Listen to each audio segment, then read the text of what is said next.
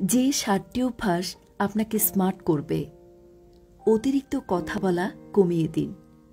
যতটুকু প্রয়োজন কথা ঠিক ততটুকু বলার অভ্যাস করুন। যারা শব্দ করে খাবার খান তাদের কেউ পছন্দ করে না, তাই খাবার খান নিঃশব্দে আস্তে আস্তে।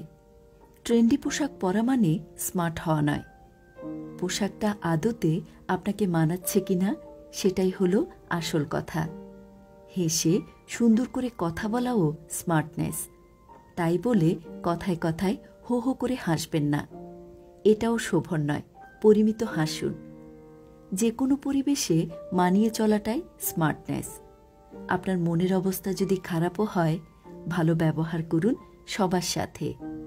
অল্পতেই বিরক্ত হবেন না বা রেগে যাবেন না। সব জায়গাতে কিছু ন্যূনতম সৌজন্যতা মেনে চলুন। যেমন খুব জোরে জোরে কথা বলবেন না। ধূপধাপ পা না ফেলে নিঃশব্দে হাঁটার চেষ্টা করুন।